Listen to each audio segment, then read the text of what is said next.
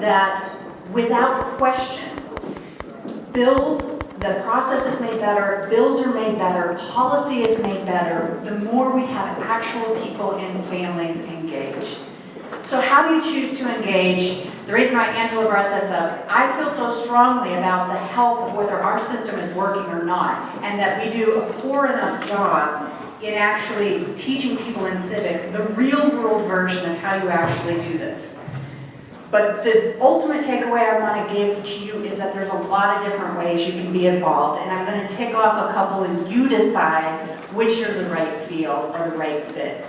Particularly when we're out of session, look up, Project Vote Smart. Who represents you at the state or federal level? Everyone should leave here knowing that for sure. And regardless of what party they are, give yourself a mission to be a first name and a face that is familiar to your elected official. Can you ask for a meeting? Yeah. It might be that you get a 15-minute meeting, it might be a couple weeks out, but it's most effective when you find us and meet us before you have a specific request. Why? Because when you meet, what helps me is to know who you are, what you care about, and everyone in this room is an expert. It's the life you've lived, it's the education you've had, it's the careers you've done, it's the experiences in the real world that are desperately needed to help us make good public policy. So please don't take even a half a second to debate or question whether we really, really need you in this process. We do. Taking the time to testify. How many of you here have testified on a bill at some point in time? Find these folks out. It can be, it is more effective to testify in person than in writing. It humanizes the process. People need to know the real world consequences of how a bill actually affects. And it's okay that you haven't done it before or you may not know what you're doing. You will find one ally in the process, an advocate or a legislator, who will help walk you through how to do it. But the short version is this. Think 3 minutes. Your name, what you're asking them to do. Vote yes or vote no or amend this bill, and why. Here's my personal experience. I've lived it, I've worked it, it's my education, it's my field. Add 3 reasons, a personal story, and conclude with what you're asking for. Sometimes when people get nervous, 3 to 5 minutes can go quickly, and you haven't got to, well, I'd like a yes vote, I'm going to say like a no vote. I think something really needs to be amended. So when you come in with just that simple structure, the odds are really good you're going to get to what you want to say. If you can't come down to testify, consider written testimony. It's not as effective or impactful, but it is still more impactful than not contacting us at all, and it goes into the record.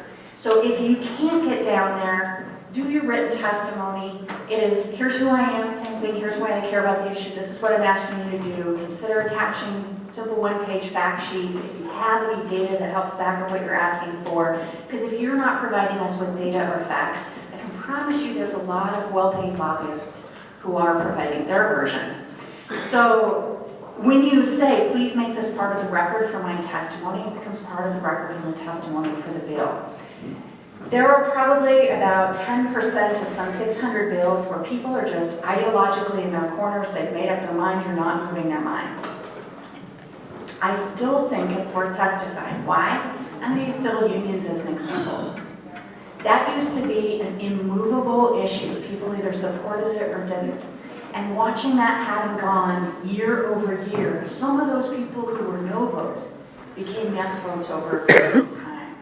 And so what looked like a lost cause, like people are stuck in their corners, you're not moving anybody, they moved.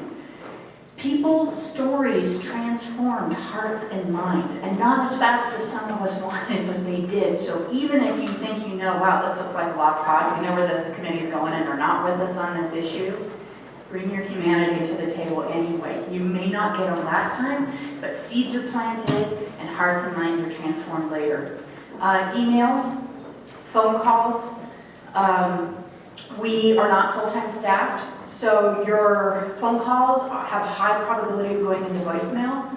I would recommend emails for state-based advocacy. Many of the legislators, most of the legislators I would say, are checking their own email. And what's beneficial to me about email is I can print it out. I can file it in my bill folder, please support Senate Bill 1 because, print it out, and when I'm reading the bill, I've got your input right there. It's harder for me to do that with a phone call, but still, I would not discourage anyone from calling, and every legislator is going to have a slightly different preference. And also email, I can respond at 10 o'clock at night or 2 o'clock in the morning. Can't really do that on the phone.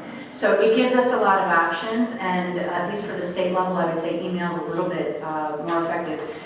You can reserve committee rooms, and you can hold public meetings with your advocacy in the Capitol itself.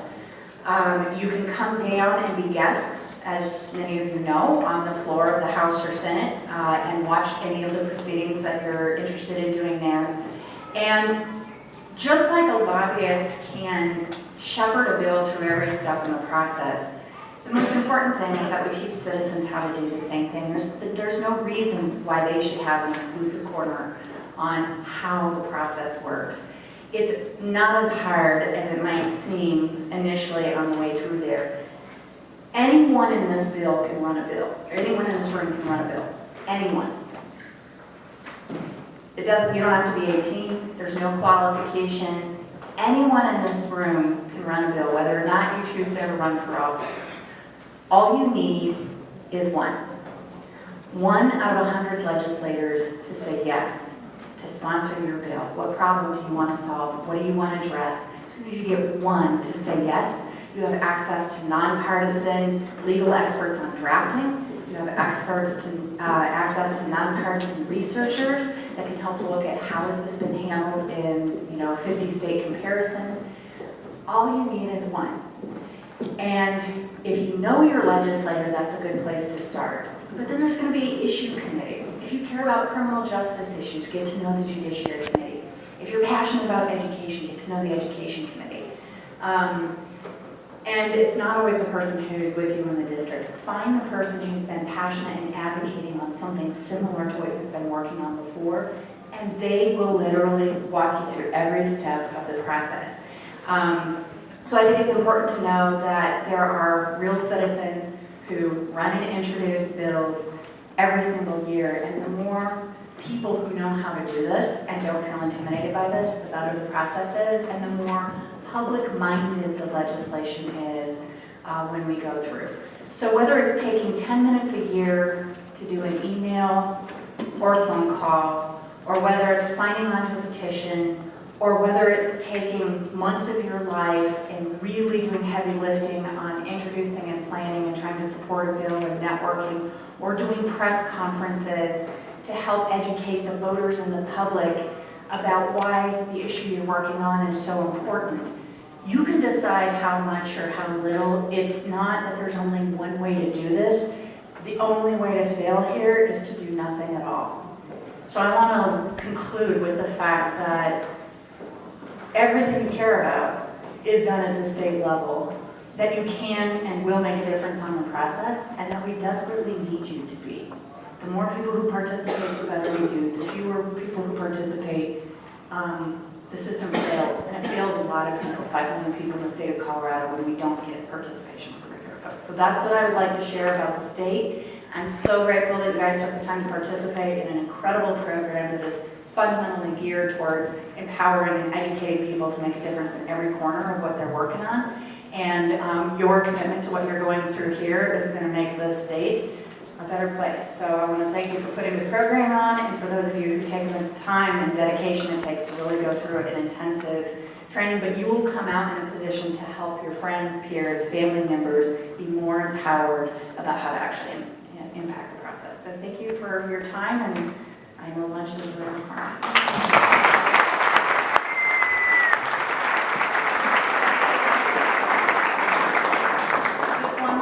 Take Back Your Government, The Citizen's Guide to Grassroots Change. It's definitely worth reading.